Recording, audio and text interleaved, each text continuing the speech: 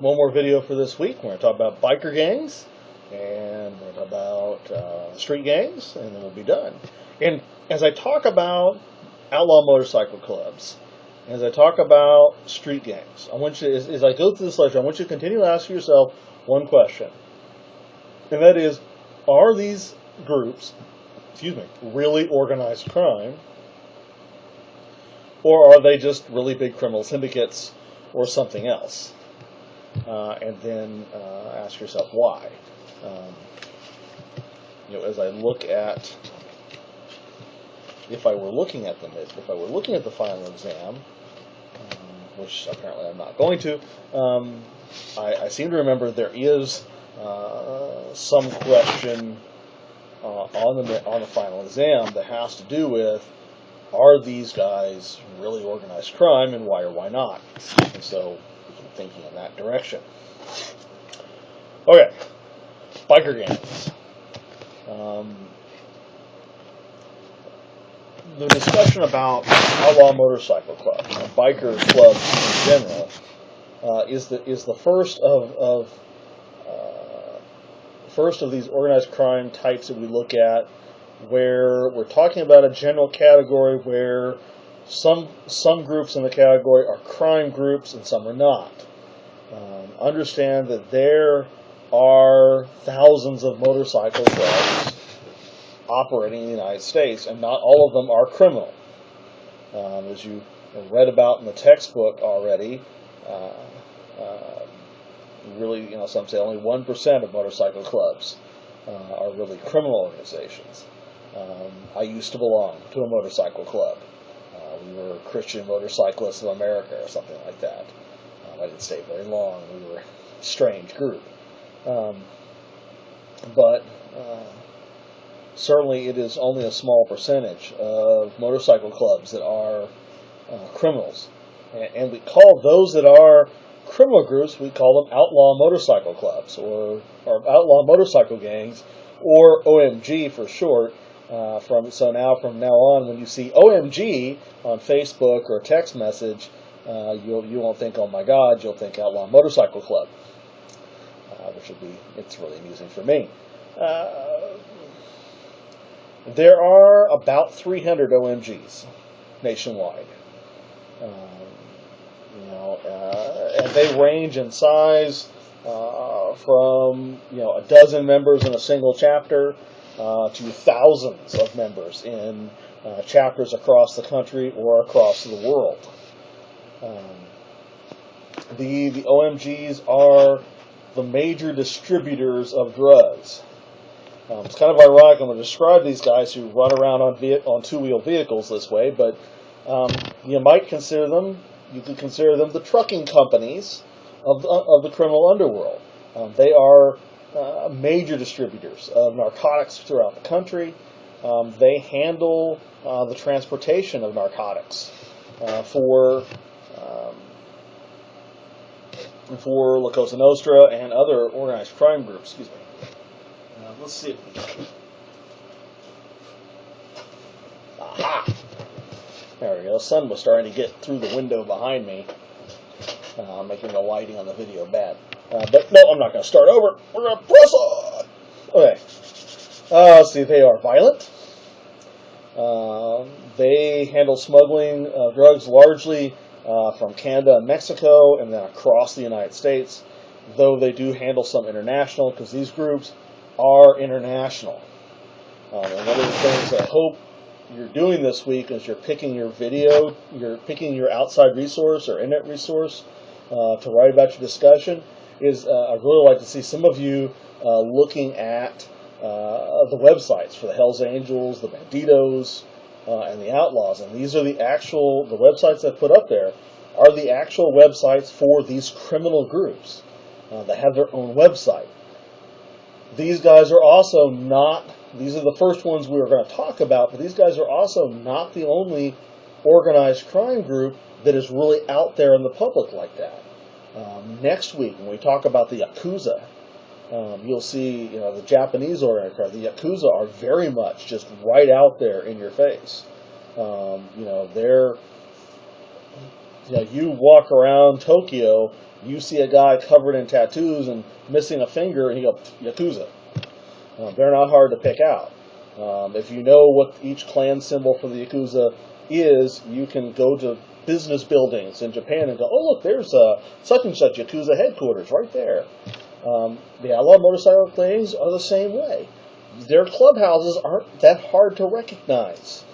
They're the ones with tons of Harley Davidsons and guys with the patches on their back in the parking lot. They hide in plain sight, and they're not doing a whole lot of hiding. They have clear relationships. The OMGs, the big OMGs, have very clear relationships with other organized crime groups. Not just the mob, but for instance, like the Banditos and the Texas Syndicate Prison Gang are very tight with each other. The Hells Angels, which is kind of ironic because they're kind of a white supremacist group. The Hells Angels, very heavily tied in with Asian organized crime. They handle about $20 million of marijuana called Quebec Gold that comes from Asian organized crime coming out of Canada. The Pagans, very closely tied to Colombian and Dominican organized crime groups. And so, these guys, they make very good relationships. When we talk about motorcycle clubs, we've got to talk about the rallies and the runs. That's, going on a run, going on a rally, that's the fun part of being in a motorcycle club. You and all your buddies, you get out your bikes and you drive across the state, you drive across the country to one location, and you have meet at a rally, and you have this great fun. And this is at a motorcycle rally is where the first motorcycle clubs started, including the group that eventually became known as the Hells Angels, which are considered by most to be the most powerful of the outlaw motorcycle gangs. But the Hells Angels started out. They got their start from a bunch of World War II vets that were disgruntled. They called themselves the Pissed Off Bastards of Bloomington. I love that name, POBUS, the Pissed Off Bastards of Bloomington. And they were criminals, sort of. They were into vandalism and public drunkenness, and they ignored traffic violations, and they do get into some brawls and fights. I mean, they were just they were outlaws. They had that tough guy, rebel without a cause image. They were the guys your mama warned you about. They got into fights and they got drunk and caused a little mayhem. It was after World War II that the law enforcement started using the term outlaw bikers, and were referring to groups like the Pissed Off Bastards of Bloomington when they were talking about motorcycle clubs, and they came up with this term outlaw motorcycle club or outlaw motorcycle gang to distinguish the criminal groups from members of the American Motorcycle Association, which of course are not. It's not a criminal organization. The AMA is actually a very good civic organization that sponsors and encourages motorcycle safety. When I got my motorcycle endorsement for my driver's license, I took an AMA safety course, to learn how better to handle a motorcycle. And I had been riding for years without a license. Eric, you can't give me a ticket. Until I decided, I want to do it legally. But I learned, even as someone who had been an experienced rider, I learned quite a bit going to an AMA course. And I recommend for anybody that, that wants to learn to ride a motorcycle, I would recommend at the very least, taking the basic AMA riders course, if not the advanced AMA riders course. Even if you already know how to ride a bike, you can still learn things. I certainly did, even though I had been riding for years before I took my first basic rider's course. In 1947, in Hollister, California, there was a motorcycle riding, one of these motorcycle rallies. About 1,000 bikers showed up for this rally, including the Pissed Off Bastards of Bloomington and other groups. You had other groups such as the Market Street Commandos, the Galloping Gooses, and the Booze Fighters. Really dangerous sounding guys, right? The problem was that Hollister, California had a police force of 6, and they overreacted. You have these groups, and they're not horrible people, but still vandalism, drunk vandalism, drunkenness, public brawling and fighting, and 6 police officers. Unfortunately, for the Time magazine got a hold of it, took a picture of one of these guys, and called what happened in Bloomingdale a riot. It wasn't really a riot. I mean, there were some problems. The Hollingston police were certainly outnumbered and outmatched by the bikers. Of course, there were 6 of them and 1,000 of the bikers. So, not a good situation, but it certainly wasn't a riot. The property damage just was not enough to consider it really a riot. The lawlessness, while it was there, wasn't enough to really call it a riot.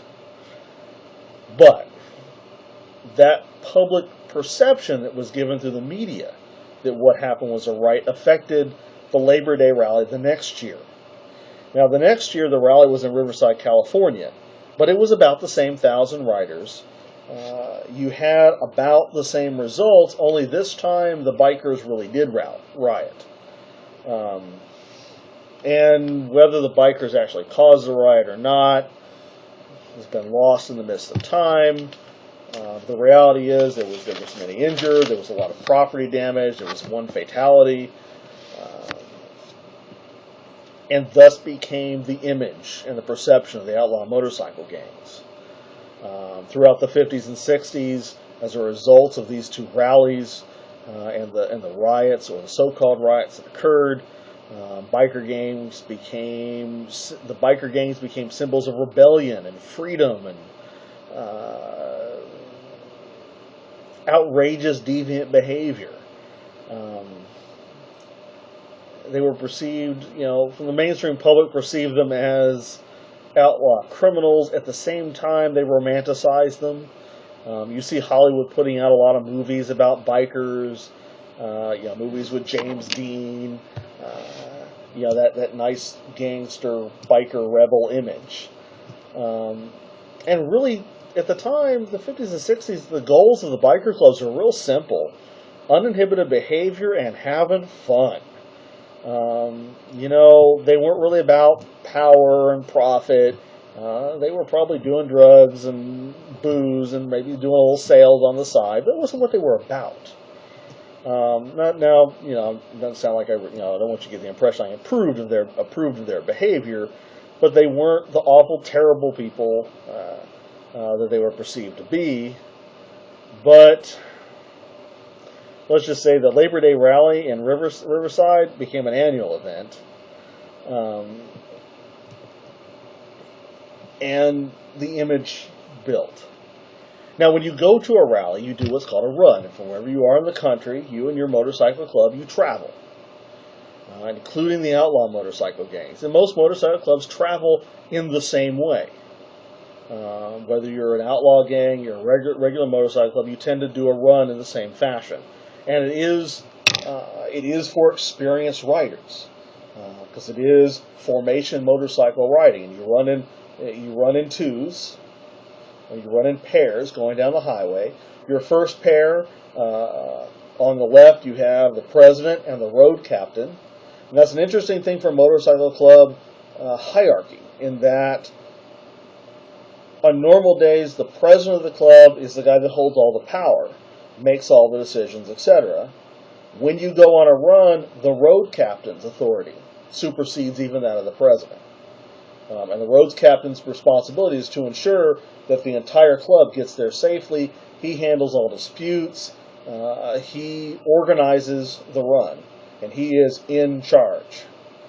Behind the president and the road captain, and they're riding side by side, which if you take an AMA course, you're not really supposed to ride side by side, you're supposed to stagger. That's what a good motorcycle safety course will tell you, is that if you're two bikes riding, you're riding in a formation with your friends riding, you should run staggered. One person slightly ahead of each other. That means if you've got to swerve, you can swerve to avoid obstacles without knocking over the guy next to you. Motorcycle clubs will actually run partially staggered or side by side. Hey, tough guys. Who needs rules, right? Who needs to follow safety rules? We got our own rules. Behind the president and the road captain will be your full members, your experienced riders, your guys that have earned their colors, and we'll talk about earning your colors in a minute. Behind the full members will come the provosts, the probationary members, all the people that want to be a member of the club but haven't earned their full membership yet. Riding behind the probationary members will be the honorary members, people that have retired out of the club, and your associates, not necessarily members or probationary members, but just folks that have been invited to go on the ride, go along on the run. And at the very end, you'll have your assistant road captain, if you have one, and the club's enforcer, which in an outlaw motorcycle gang, that's your violent guy.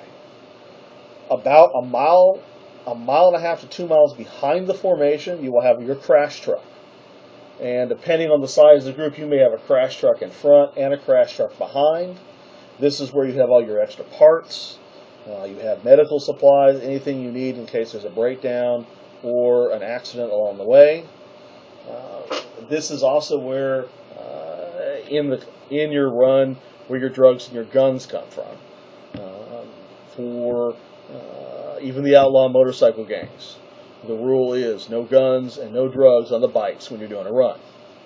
You want your drugs and your guns, you keep those in the crash truck.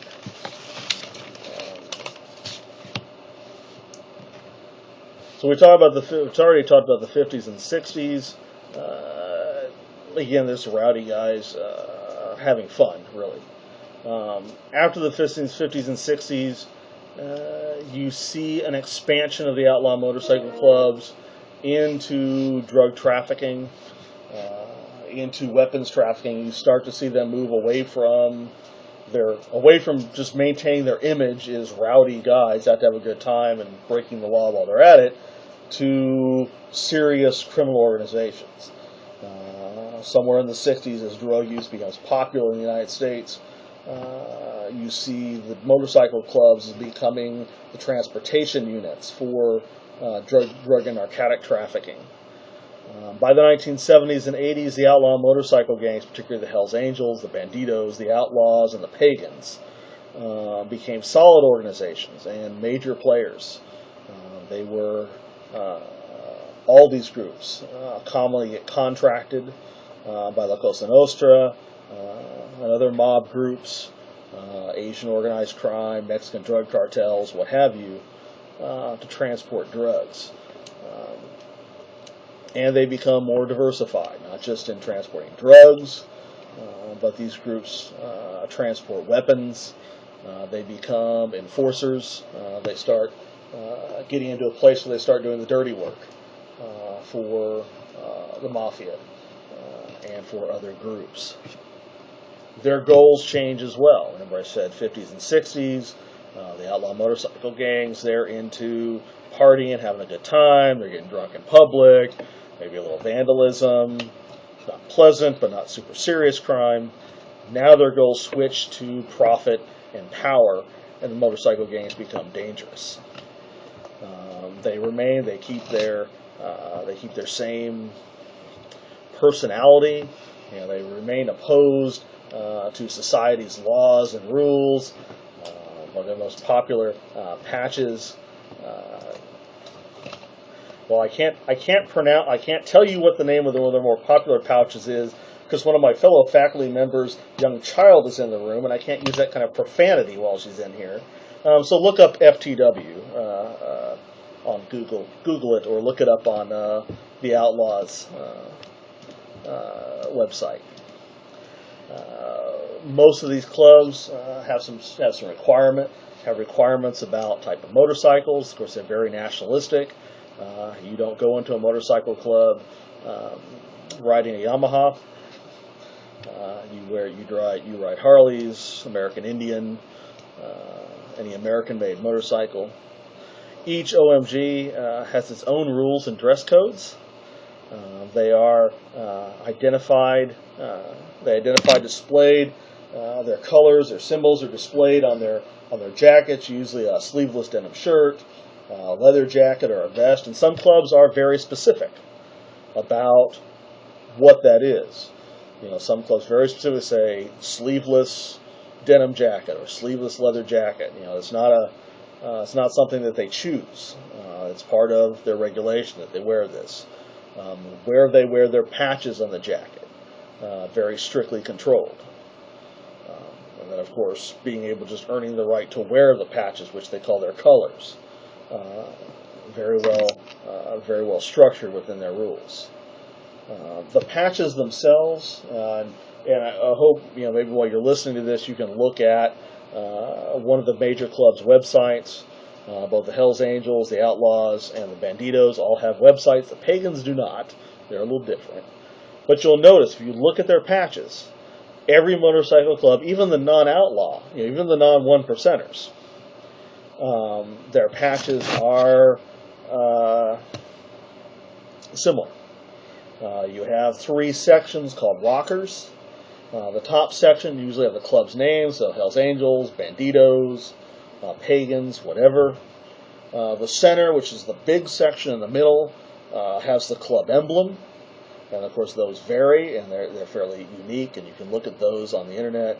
And then the bottom rocker will have the geographic territory for a given club. So, if you're a member of a Bandito chapter out of Houston, your top rocker will say Banditos, you'll have the little pig in the middle, the symbol, and the bottom you'll have the rocker that says Houston, or it might say Texas.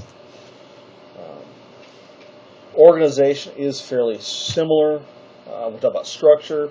You have the president, one guy that's in charge of the whole club.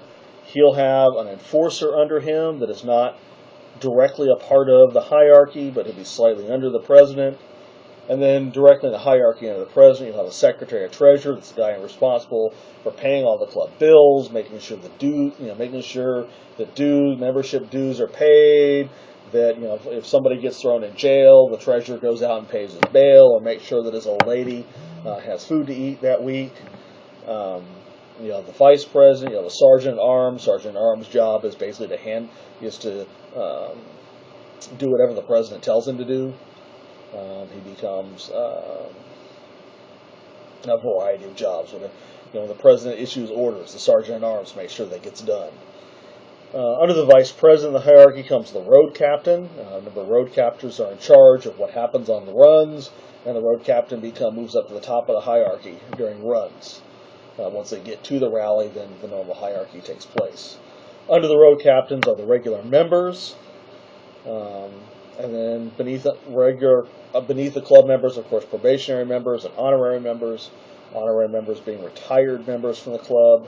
And then off to the side and way down below everyone else are the female members of the club, who are not really members. They're more like female associates. Since my young guest has left, I can describe to you the female associates, which come in 2 flavors.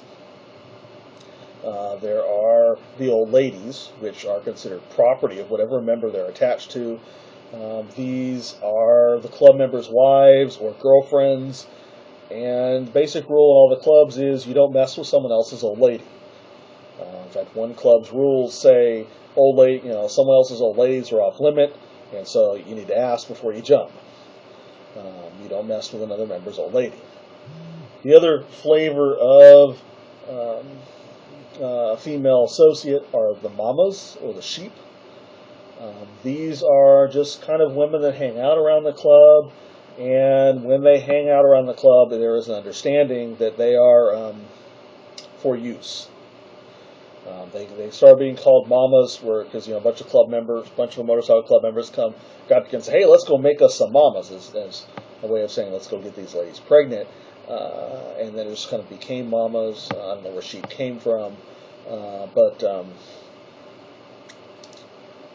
mamas are available for use by anybody. Where old ladies kind of have some protection. If you're an old lady, You might get passed around the club, but if you're somebody's old lady, no one else is going to mess with you.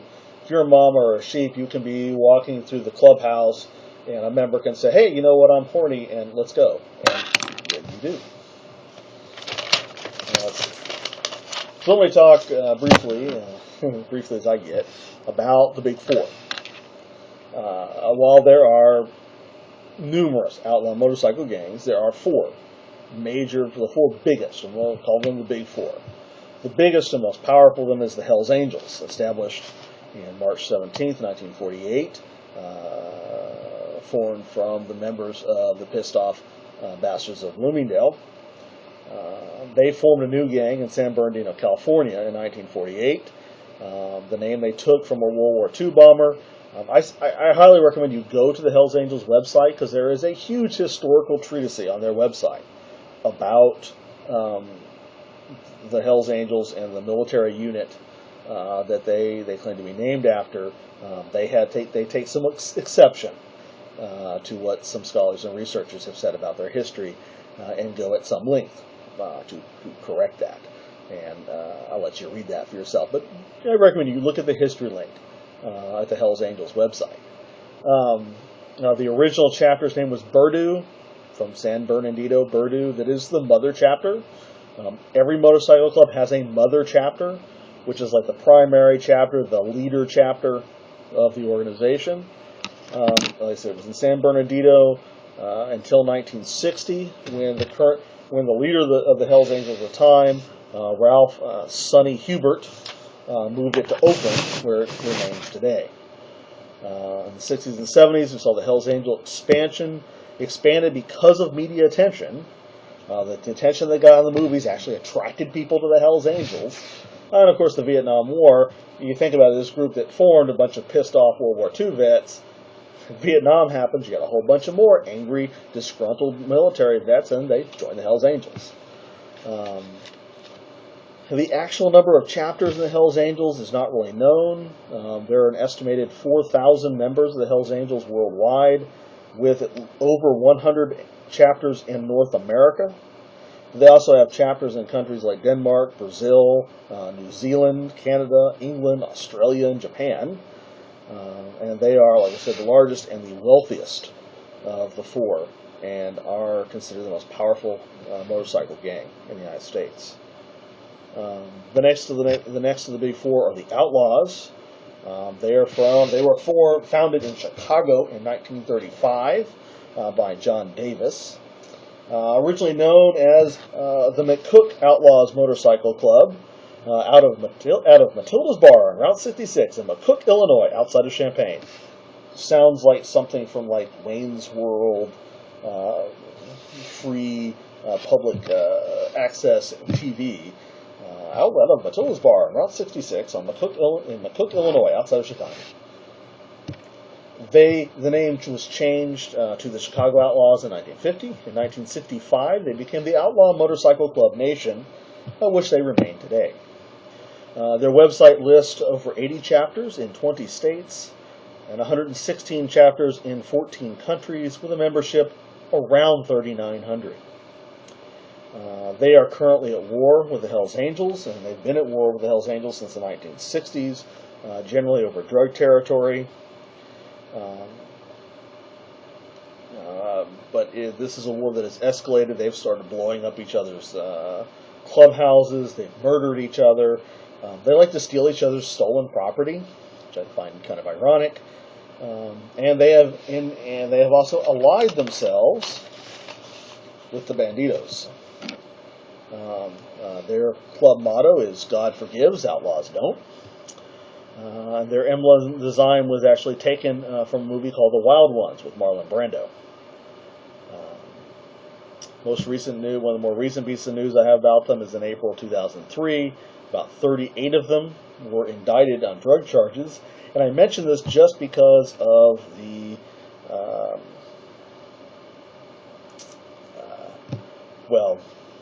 let me just tell you. When they were indicted, here's what they were caught with: 800 pounds of cocaine, 500 pounds of marijuana, 100 pounds of methamphetamine, 900,000 units of Valium, and 100,000 doses of LSD. Yep, they're drug traffickers. Now, I said they're outlawed with the Bandidos, which is number 3 of the big 4, the Bandit Nation. They are our very own homegrown motorcycle club, founded by Donald Eugene Chambers in Houston, Texas in 1966. Donald was, of course, arrested for murder in 1972 and replaced by Ronald Hodge. Their motto is Bandito by profession, biker by trade, lover by choice. Their power, they have a pluralistic power base divided among the group's elected officers with colors of yellow, gold, and red, and actually must be in a probo for 5 years before you can get allowed to wear the colors. Interesting thing about the Bandidos is they were incorporated in 1978 as a non-profit organization, and their stated purpose is to provide social activity for its members who have a common interest in motorcycles. Nice social group, right? They have a history, unfortunately, they have a history of escalating violence and crime, with members being convicted of serious crimes. They have an estimated 3,000 members worldwide, 80 chapters in 12 countries. In 2006, 5 Canadian Bandidos were arrested in connection with the murder of 8 other Bandidos in Ontario in a power struggle. They may call themselves a social organization. My wife and I actually have a good friend who was a former old lady of a Bandito.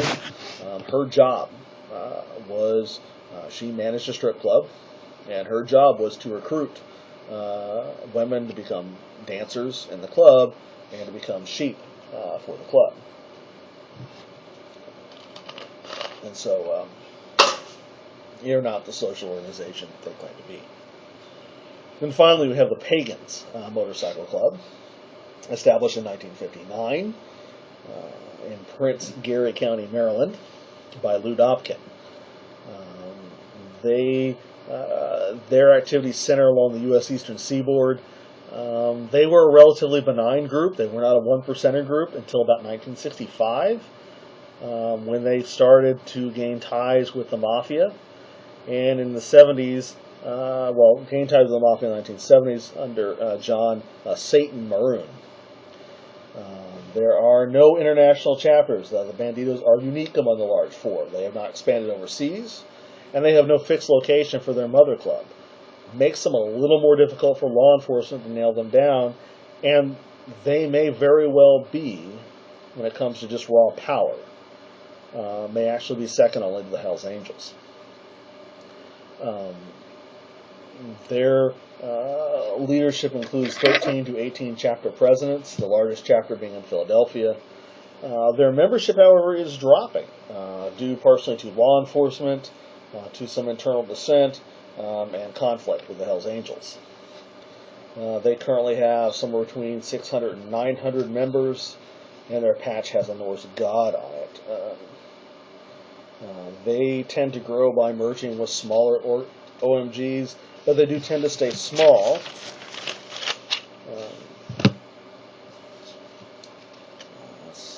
They do tend to stay small, and so they're a little more difficult. Let's see what I got here. I'm going through my notes. I've already talked about the hierarchy. Let me just kind of give you some more on the positions. President of the club, he's the leader, has the final say over the club business. This goes for any OMG. He can override any decision made by the membership. Vice president, just like vice presidents everywhere, he's got one job: fill in for the president when the president's in jail or under congressional indictment. When he pulls a Clinton. Secretary, secretary, treasurer keeps the minutes of meetings, collects dues, pays the club bills, keeps the roster. Talked about that. Sergeant Arms keeps order at the meetings. Rides at the rear on runs if there's no assistant road captain. Sometimes you will have a warlord position. This is the person that carries out the president's order when the club goes to war. He will actually be the quartermaster and handle the club's weapons. The road captain we talked about, and road honorary members, again, they're retired members. They don't pay dues. They get to keep their colors. But even honorary members have certain functions they must attend. For instance, most clubs require their honorary members to attend funerals for people in their chapter. And then probationary members, to be a probo for a motorcycle club, for an OMG, you have to be nominated by a member. You have to be willing to do any of the menial jobs around the clubhouse. You have to be willing to do anything a regular member tells you. But usually the rules say that a member can make a probational member do whatever he wants, but it can only be something that member has either done himself or willing to do himself. So you can't just make the probationary member do something crazy, because you may have to prove that it's something that you have done or would have done. They wear armbands. They're not allowed to wear the colors, which is not allowed to wear the patch, and they must be voted in by membership. Let's see, what kind of activities modern outlaw motorcycle gangs get involved in? Primarily, they're into drug trafficking, but they're also into robbery, extortion, murder, arson, selling stolen goods, white slavery, prostitution, and weapons trafficking. So they do quite a bit. They have it's very common for these groups to have very solid relationships with La Cosa Nostra.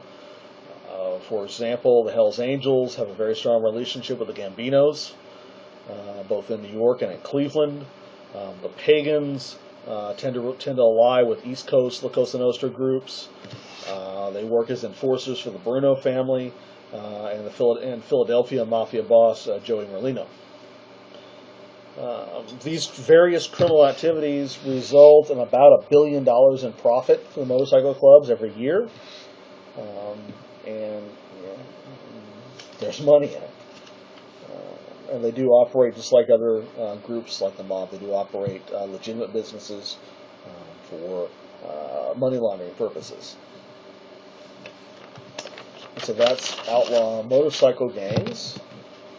Let me talk about, I'll try to make this brief, talk about regular gangs, and to talk about street gangs, I really want to talk about youth gangs in America, because that's kind of where you start, and you'll understand why as I go through this brief history. Our earliest recorded appearance of gangs in the United States may have been as early as 1783 at the end of the American Revolution, where some believe that gangs emerged spontaneously from adolescent play groups or as a collective response to urban conditions in the young country. Some others suggest that the first youth gangs emerged following Mexican immigration to the Southwest, following the Mexican Revolution in 1813. This may have been a result of difficulties the Mexican youth had with assimilating into American culture. Fairly reasonable supposition. Gangs do appear to have spread in New England in the early 1800s as the Industrial Revolution gained momentum, starting with the really large cities, New York, Boston, and Philadelphia. Through the 20s and 40s, we really saw gangs begin to flourish, especially in the Chicago area and other large cities as a result of in our industrial area, as our population centers in our country shifted from rural areas to urban areas. And early researchers saw these gangs in the 20s, 30s, and 40s as a normal part of ethnic neighborhood communities. These gangs were largely transitory. They were organized, but it was organized around the idea of protecting their neighborhood. If you came from the Italian neighborhood, your gang protected your neighborhood. These gangs didn't really have a real solid purpose or goal beyond protecting their turf. This followed into the 1950s. You saw teenage gangs being more established. They were violent, but not like today. The violence of the gangs in the 50s and before, this was the primary weapon. Maybe not this one in particular, but similar ones, but meatier with more muscle behind it. Fisticuffs. Every once in a while, someone would get a baseball bat. Things got really nasty. Someone pulled a knife, but that was extremely rare. But this was the first time the federal government, paid any attention. The 50s, the first time the U.S. federal government said, "Hey, we got a youth gang problem. We need to do something." And so the government started throwing money at the problem. And by the mid-1960s, at the very least, public awareness of gangs had decreased dramatically, if not actual membership in gangs. And of course, there were several possible reasons for the decrease in gang membership in the 60s. Of course, the federal government claimed, if we did it, we reduced gangs, and all this money we threw at the problem, it solved it, and law enforcement, success, we won the war on gangs. Whatever. More likely, it may have been an increase in social awareness of youth gang members.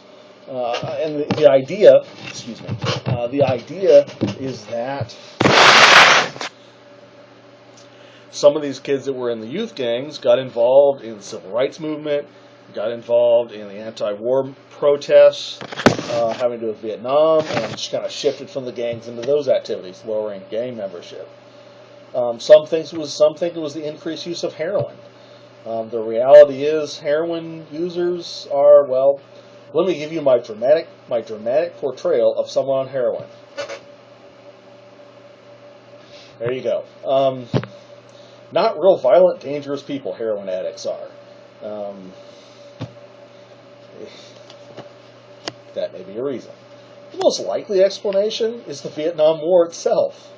You had a heavy draft on, so young men were getting drafted into the Army. Young gang members that were arrested for relatively minor crimes, they'd go before the judge, and the judge give them a choice. Son, you can go to jail, and I'll lock you up for 12 months or 2 years, or you can join the Army and go to Vietnam. And a large number of these young gang members chose Vietnam, where they could go back to using drugs.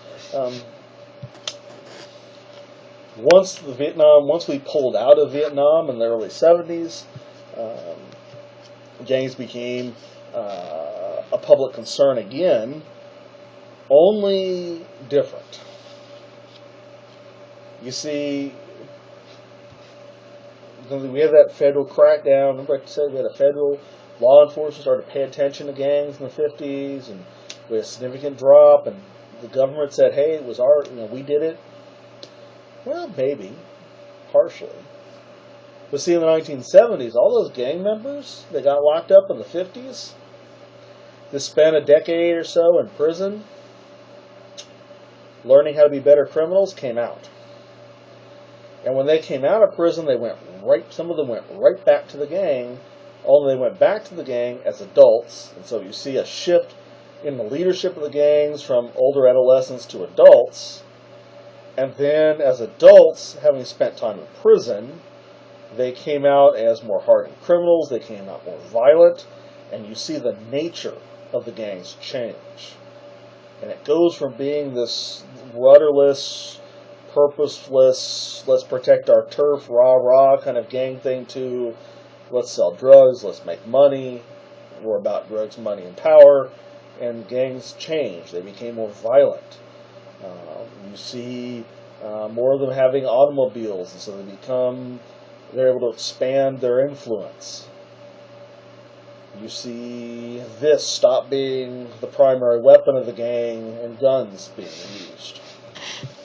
And the public gets scared. By the mid-'80s, the crack cocaine epidemic, among other things, caused an explosion of gang violence.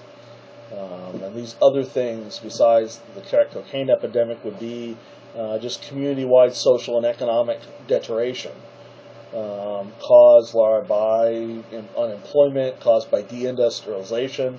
And here is the shift. It's interesting. The shift to an industrial level. When we became an industrial nation, we see gangs start to form.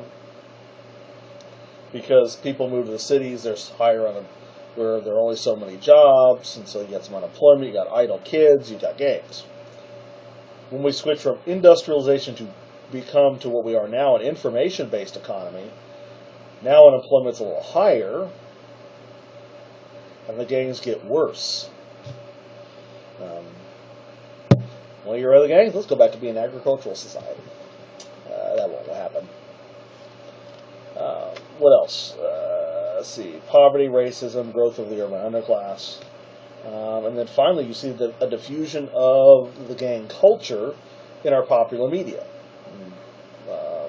with violent rap, or through movies or television, as this gangster image becomes popular with young people. It's kind of like the mob, like outlaw motorcycle gangs became popular because of the media in the '60s, and uh, the mafia becomes popular with mob movies. Now we see movies about gangs and music about gangs and popular media people coming out of gang. Your Snoop Dogs and your Ice-T's and guys like that. That's not, but we talk about that, and that's accurate, a reason for the explosion of gang membership. But you understand that's not a new phenomenon. The media has influenced these criminals before. I mean, you had very popular movie stars that hung out with mobsters in the 20s and 30s. The 60s. Frank Sinatra and his Rat Pack. Not uncommon for those guys to be seen with known made men. And that was just kind of an attractive thing about Sinatra.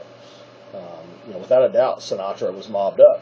He wasn't a member, but he knew made men and hung out with them. I would be surprised if Frank Sinatra Jr. Did not have friends among the families. Let's see. What else? So, there's a history of the gang. What is a gang? According to the National Youth Gang Center, a gang is commonly thought of as a self-formed association of peers having the following characteristics. They have 3 or more members, generally aged 12 to 24. They have a name, some sense of identity, generally indicated by such symbols as style of clothing, graffiti, hand signs, some degree of permanence and organization. Now, up to this point, it's the point I made with my residential class, up to this point, these first 4 characteristics, I could be describing the Boy Scouts or my Sunday school group. The 5th characteristic is what makes a group a gang, and that is an elevated involvement in criminal activity. Let me see what else I want to talk about here. Let's see, definition of gang. The gang culture.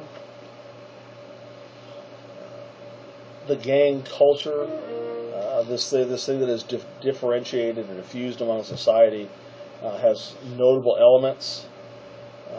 And I want to give you a list of these elements. The first being identity. Being a part of a gang adds to an individual's self-concept and is a reason why people join gangs, because it gives people something to define themselves by. And we certainly are a people that like to be defined. Gangs, another part of gang culture is recognition. Gangs allow people to achieve a status within the gang that they think they might not be able to achieve outside of it. Let's see. Gang culture element 3 would be belonging. The gang gives individuals a sense of belonging. They make themselves feel like they belong to something larger than themselves. The discussion we had in class on campus was about joining the military. Now we have a student in the residential organized crime class that just before the beginning of the semester finished boot camp with the Marines. And we talked about that in class. I had talked in class about how joining the Marines gives you a sense of belonging to something bigger than yourself. It changes your self-identity. It increases your self-esteem. Joining a gang for an inner-city youth or young adult does the same thing. Let's see. Element 4 is discipline. The gang provides the discipline to achieve success, and it does. Element 5 would be love. The gang becomes your family. I watched several years ago. There is, I forget where I got this video. It was like an NBC thing. I don't have a copy of it anymore. I wish I did. About female gangs. And there was a young lady interviewed in it, talking about her life in the gang and why she joined and what a horrible dysfunctional family she had growing up. But at the time of the interview, her mom had settled down, had gotten a good job, had gotten off drugs. had met a decent guy, and they asked the young lady if she would want her younger sister to join her gang, and she said no. Um, with all that's happened in my mom's life, my sister has a family. My mom and her boyfriend, and they're a family now. And my sister doesn't need a family. She's not like me. She says, when I was a kid, I needed a family, and I joined the gang, and they became my family.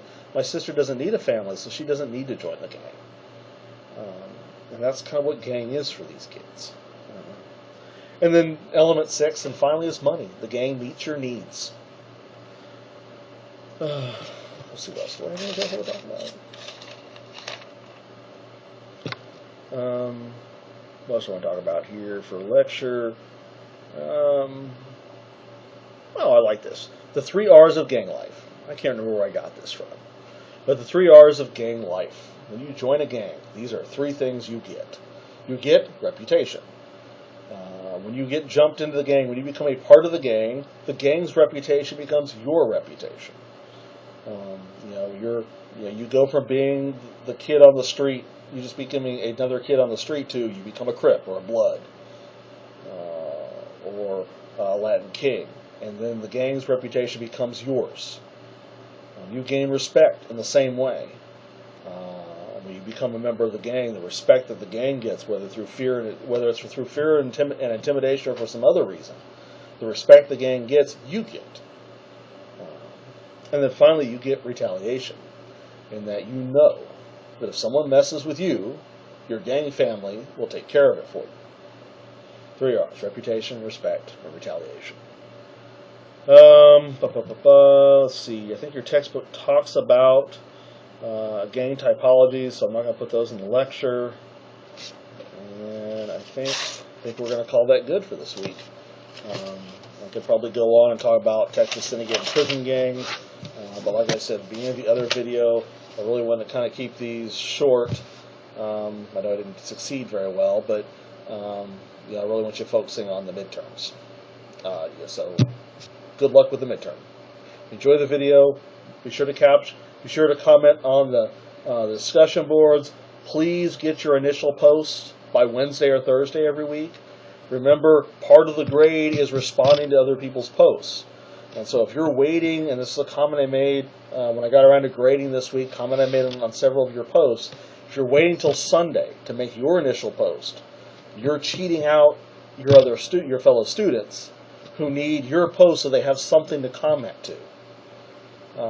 The grade is participation, and if you're waiting till Sunday, if you're waiting till the last minute to put your post, you're not really participating. Treat the discussion forums, and I want to not completely like it, but think of it like Facebook. If you have a Facebook account, and if you're one of these folks that at least looks at your Facebook once a day and makes a comment, treat the discussion boards like you would Facebook. Maybe you start Monday or Tuesday and you're reading the text. Maybe you haven't finished reading the chapter yet, but you read something, you go, hey, that's really cool, and something comes to your mind, jump online and say, hey, I was reading in the textbook and I just read about such and such, and I thought this was interesting because. And go ahead and do it right then and there. And then maybe when you do your outside reading, as soon as you have something, you say, hey, this is really neat, I want to say something about this. Get it on there and say something. And get those comments out there early so you can get the full points. Because if you're waiting until Sunday night to post, I'm not going to give you the full points. Because it's not fair to everyone else in the class if you're waiting until Sunday to post, and so you don't deserve all the full points. In that case, you need to get on earlier in the week and do that. Like as Forrest Gump says, that's all I got to say about that. I'll see you next week.